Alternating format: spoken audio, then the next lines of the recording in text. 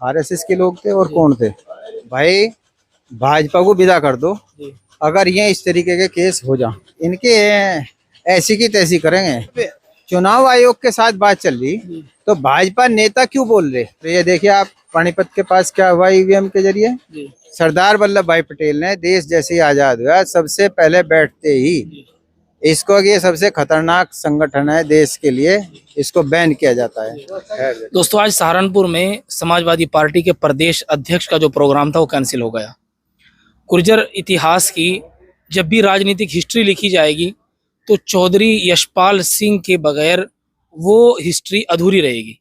वो इस दुनिया से चले गए, लेकिन अपने पीछे अपने दो ऐसे लाडले पुत्र छोड़ गए जो हमेशा समाज की आवाज़ उठाते हैं और समाज को आगे बढ़ाने का काम करते हैं।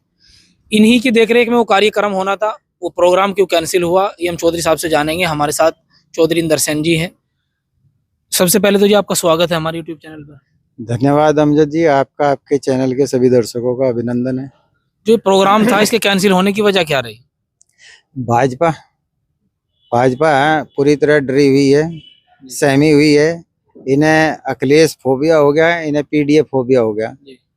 तो इसलिए ये जिले सहारनपुर के अंदर जिस तरीके से अति पिछड़े वर्ग में, दलित समाज में, अगड़े में जो उपेक्षित हैं, वंचित हैं, शोषित हैं, अल्पसंख्यक, वो सब के सब एक मंच पे आ रहे पीडीए के जरिए, तो उससे घबरा गई है। इनकी जमीन खिसकती नजर आ रही है। अति पिछड़े वर्ग को ये अपना वोट बैंक मानना है, तो श्यामलाल पाल जी क्योंकि अति पिछड़े वर्ग से आते हैं, आज उनमें गुस्सा है। इसका सबक सिखाएंगे ही हैं 26 में भी और 27 में भी।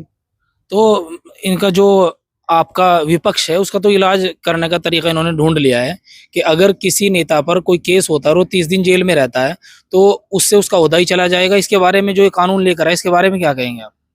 ओहदा उसका नहीं जानेगा जो भाजपा में शामिल हो जाएगा जी। ये सिर्फ विपक्षियों के लिए है जी।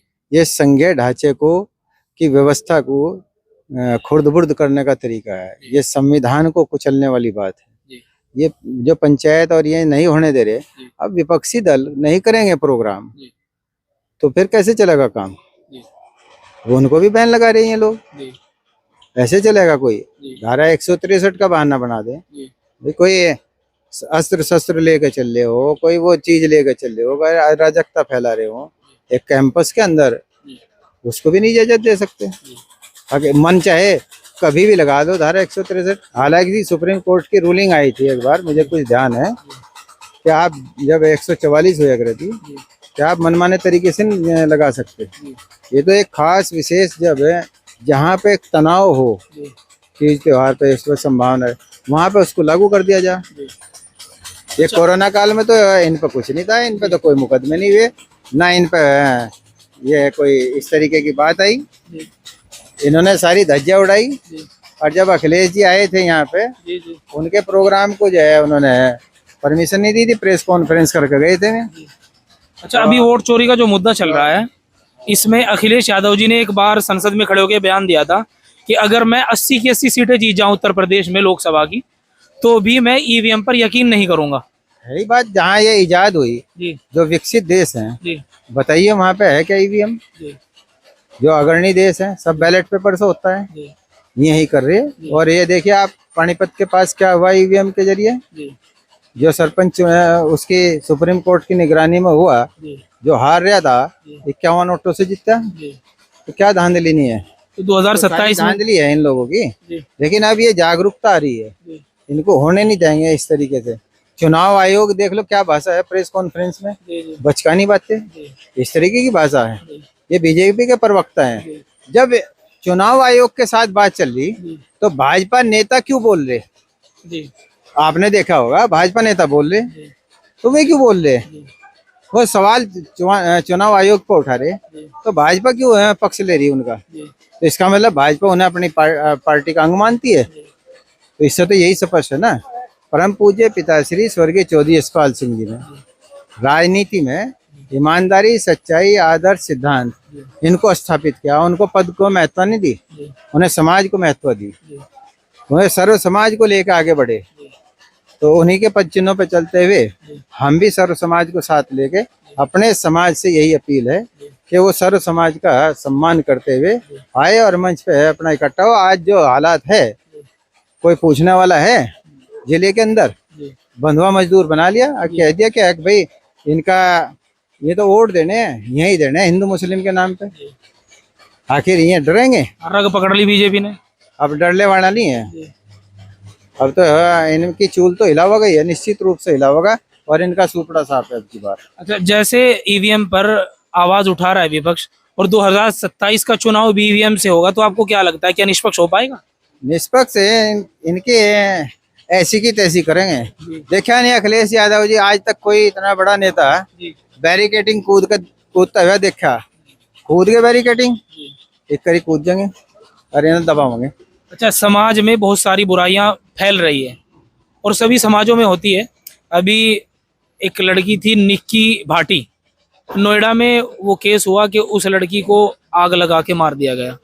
समाज को ऐसा क्या संदेश आप देना चाहेंगे कि हमारे समाज के युवा इस गंदगी से बाहर निकले?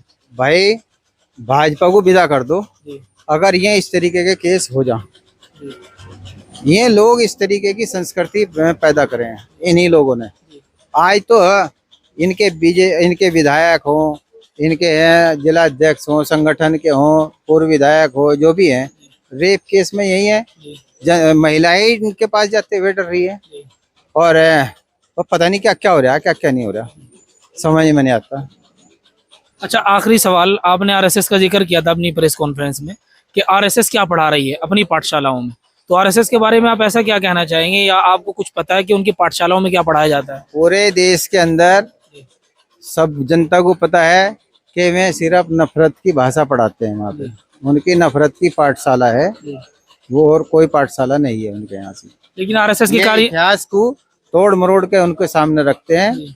एनसीईआरटी की पुस्तकों को भी ये अपने अनुसार उनमें बदलाव कर रहे हैं। तो ये इतिहास को ही कुचलना चाह रहे, खत्म करना चाह रहे। तो इसलिए सरदार वल्लभ भाई पटेल ने देश जैसे ही आजाद हुआ सबसे पहले बैठते ही इसको, ये सबसे खतरनाक संगठन है देश के लिए, इसको बैन किया जाता है। तो आरएसएस के कार्यकर्ता तो कहते हैं कि हमारे बगैर तो भारत का इतिहास ही अधूरा है। मैं इतिहास को ही खत्म करना चाह रहे।